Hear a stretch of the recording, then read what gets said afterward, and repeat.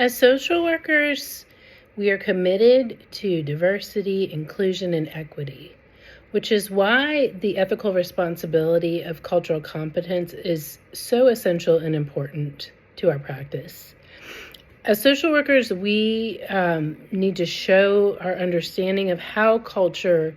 functions in human behavior and in our society and what role it plays and how it enhances our society. As social workers, we need to be knowledgeable about different cultures, be able to learn about different cultures, be proficient in understanding different cultures, and making sure that we are informed and how to adapt our services to make sure that we are being respectful of different cultures and inclusive, and making sure that none of our practices are oppressive or discriminatory, and that we recognize our own personal bias and our own privilege when interacting with clients from other cultures. We should always have cultural humility. We should seek to learn from our clients from other cultures, making sure that they are the experts of their own lived experiences and that we acknowledge and respect their experiences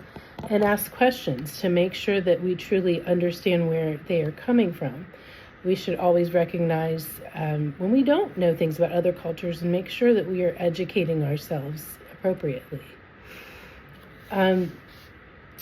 Another thing that as social workers we need to make sure that we do is make sure that all the resources that we are providing are culturally appropriate. The wording, the information, making sure things are translated the right way, making sure that clients are able to understand, comprehend, and read the information that we are giving them in the resources that we provide, which is something that is very important, again, because as social workers in different fields, we are providing a lot of different resources to our clients, and we need to make sure we are practicing cultural competency in that practice. So as a social worker, it is important that we show cultural competency, which is saying that we understand people's religious beliefs, their culture, maybe things that they learned growing up that were due to their culture, traditions, things like that, and be an understanding. And so you can run into ethical dilemmas as a social worker because in regards to cultural competency, because you are held to a standard that you are there to support the client, and there are some times, for example, if you are in a school as a social worker and you have a child that may have bad body odor, and you have teachers, you have other students that are coming to you about this, but you know it's due to their culture, maybe the things they eat, or scents that they use on themselves due to this culture, then it is important that you have cultural competence enough to understand these beliefs and the way things are so that you can address this situation. The ethical dilemma that you're looking at, though, is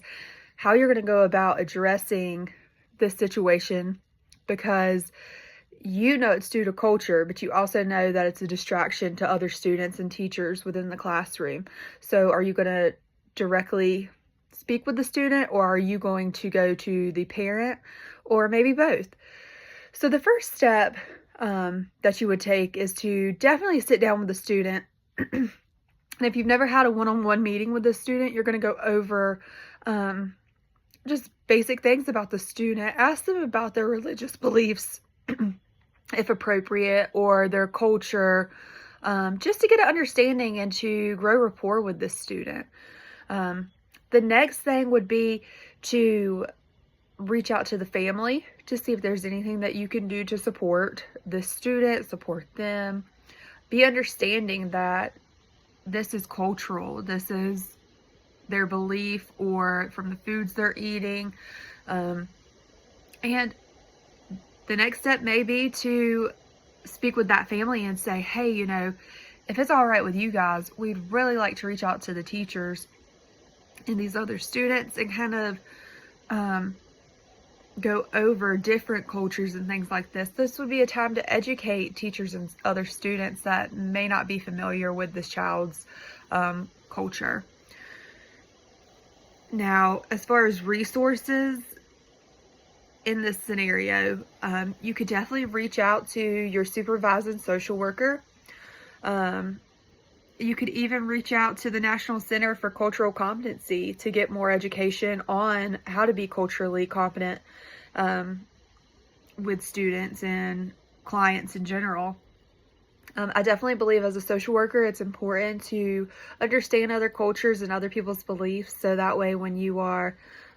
providing services to them, they can feel a sense of safeness with you and understanding. And that if there is something that's going on, that you can kind of connect it to, is this a cultural issue or is this something else?